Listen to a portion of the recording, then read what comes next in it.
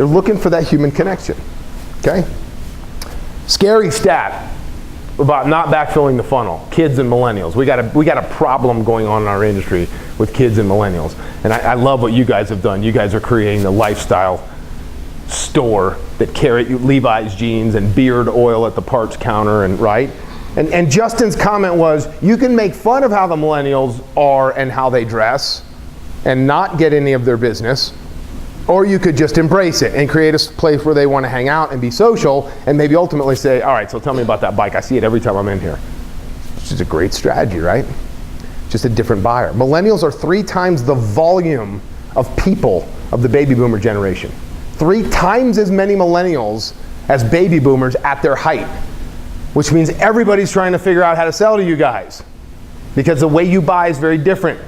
You would rather have many experiences at a higher price tag than a couple of big experiences. Home ownership is not on the radar for a lot of millennials, but you'll go out and drop $100 at the bars at night having a good time. You're up for a lot of $100 events and a $100 pair of jeans and a $500 phone, as opposed to driver's licenses for millennials are down from 90+% to 70, which means even when you're legally allowed to drive, there are a lot of people who aren't getting a car, because why would I get a car? Why would I get a house? I can just rent a car. I can just have some, right? So there's a bunch of pieces in play here as to why we're not getting millennials involved. But I think we have an issue here that needs attention. Anyhow, I thought that to be a very interesting stat, that 95% are shopping online. 90% of people make monthly payments. 90. Not 70, which is the benchmark in our composite, because we got a lot of dealers at 40 and 50. And I'll have dealers say, well, Sam, you don't understand. Our people are different. We're more affluent here. We got a higher, standard of living around here. No, you don't. 90% of your people are making payments.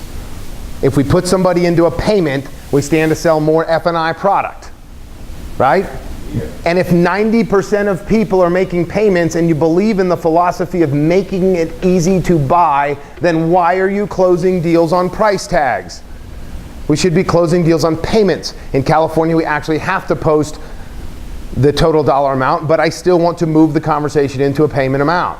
Payment holds more margin to the dealer. It's the right thing to do for the customer, and it makes their buying decision easy.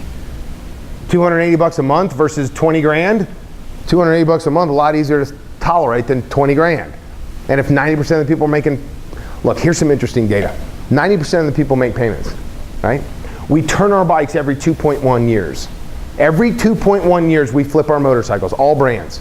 The Harley guys flip every 38 months.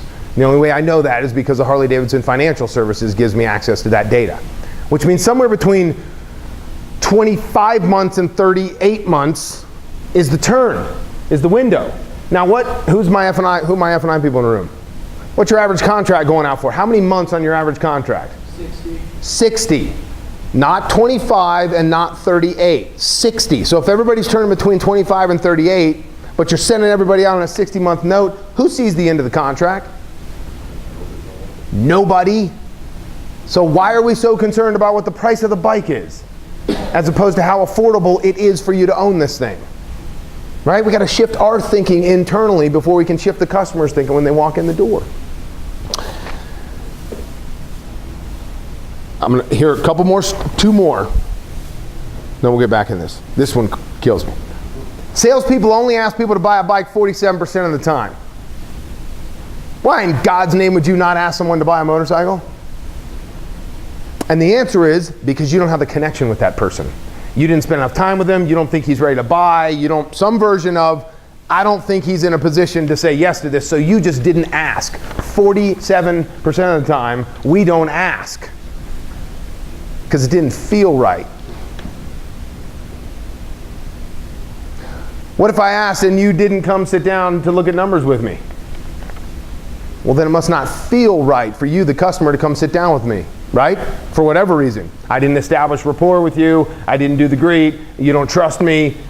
If you don't come sit down and look at numbers with me, it's because it didn't feel right on your end. Is that a fair statement? So it either didn't feel right for you or it didn't feel right for me. Guess what feeling is? Human connection. It's so damn easy when you realize how easy it is.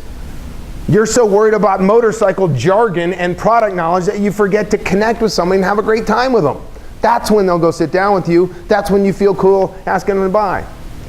Anthony, your best friend wants to buy a bike. He's been hounding you for 4 months, blowing up your text messages. I'm thinking about, I really want whatever. Finally comes in, looks at the new Speed Triple, and won't go sit down with you to even look at numbers. What do you say to your best friend? Let's hang out and see some numbers. Of course. And what if I say, nah, I just don't know that I'm ready yet? It's more, so my favorite thing is like when people say that I'm not ready, it's like, you're not ready to have fun, man. We can go out riding this weekend. We live in like number 6 riding for American. There's the second pitch, right? Like, I mean, come on, we have the best area to go to. I know, I just think maybe I want to look at some more bikes first. And look, here's my point. You wouldn't let your friend off the hook that easy. No. First of all, you'd ask, so you went from 47% to 100, right? 47% of the time we ask. You'd damn sure ask your friend. And then you wouldn't let them off the hook. And you'd probably end up saying, you're going to blow my text messages up for 4 months talking about this bike and you won't even go look at what numbers are? Sit your ass down and let's go figure out how much this bike is. Right? Wouldn't you say that to your friend? You wouldn't tolerate at least a sit down where I can show you the numbers. You would at least ask. So why don't we ask? Because you don't have that relationship with the person coming in the door. Has nothing to do with the price tag or the questions being asked. It has everything to do with you not having the one-on-one relationship to have earned the right to say, let's go take this thing home. Whether he does it or not is irrelevant. 47% of the time we don't ask, and here's the kicker. 80% of the time it takes 5 attempts at closing before someone will buy. You just gave me 2 in a matter of 10 seconds. 80% of the time it takes 5 attempts. Yet half the time we're asking. You understand the difference between those two numbers? That's a 0.5 compared to 5, which is a 10x multiple. We need to be asking for the sale 10 times as many times as we're asking. And the only reason you don't is because you didn't establish a relationship, it didn't feel right. These statistics tell us we miss sales not because our price isn't low enough or the customer can't buy because of credit or negative equity. We miss sales because we miss the steps that build value and give the customers the reason they want to buy. That's it. That's why we miss it. Because you didn't hang out with somebody. Yeah, Richard. The what? Polk Industries. Yep. All right, where were we? Where we leave off? Issa, with you? Are we there? Nate? My name's Nate Badger. Work for Long Beach, sales manager. The big store? Are you at the big store? Huh? Long Beach. At the Long Beach store. With Claudia. Terry. Where's Claudia? She is at the Christmas store. Oh, I didn't realize you moved her over. Okay. Terry, all right. Been in the industry for 3 years. Came from the car industry. Kind of walked into this business actually. What's different about selling cars and selling bikes? I want it. Want versus need. Want versus needs. Guess what humans do? The thing that feels good. Humans go after the want. We tolerate the need. We'll price shop the hell out of the need. We just want it off the list and want the best value I can possibly get so I can be done with it. The want, whole different ball game. That's why the sales process in a want-based industry should be very different than the sales process in a need-based industry. Need-based industry, it's all about the thing. Let's get the thing, let's get it as cheaply as possible, let's get it as efficiently as possible, get you down the road, done.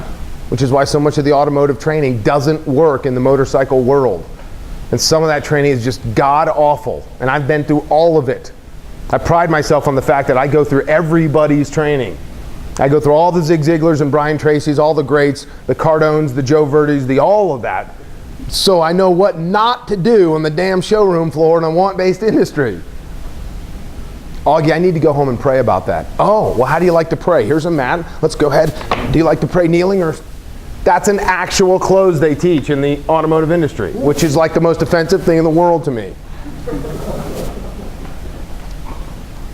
Tommy says, Sam, that payment's so high. I'm supposed to look back at you and say, I know, congratulations. Not many people can afford a payment that high. Wow. God, I hate those lines. And it just makes you feel like, oh, right? But here's what happens. I cater to your ego. I just said not many people can afford that payment that high, and it makes you feel like, yeah, I can't afford a payment that high, and it causes you to do it. That close worked. I've done it. So that I could know in my brain, it works, don't ever do it again. Because then Tommy goes home, and how do you feel when you get home? Totally taken advantage of. How's that salesman? How's that Sam guy? Did you like him? He's all right. You don't refer me to anyone. You don't even talk about that experience. Would you get a good deal?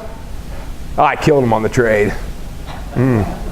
Because your ego doesn't want everybody to know you got killed on that deal, and you never come back and I never hear from you again. I hate those closes. I've always thought of those closes as trying to put a square peg in a round hole. And I think they're so completely, it's not that they're useless, they work for a transaction. I'm not in this game for a transaction. I'm in it to be I want a customer for life. I can't do that with a stupid closing line. I'd rather just figure out that you're a triangle and put you in a triangle hole instead of taking the triangle and trying to shove it into a square hole. Why do we do that? We try to take this templated way of doing it every single time and shove whatever comes in down that hole. Here, you use that closing objection. Use this word trash. Shove it into that hole. How about just have a great time with the person and figure out who they are and then find the right hole for them and drop them right in. It should drop right in. Which is why I've always said the best closing line is be a better opener. Be a better opener. Nate, your store, long before Del Amo, Scott, and Pablo took it over,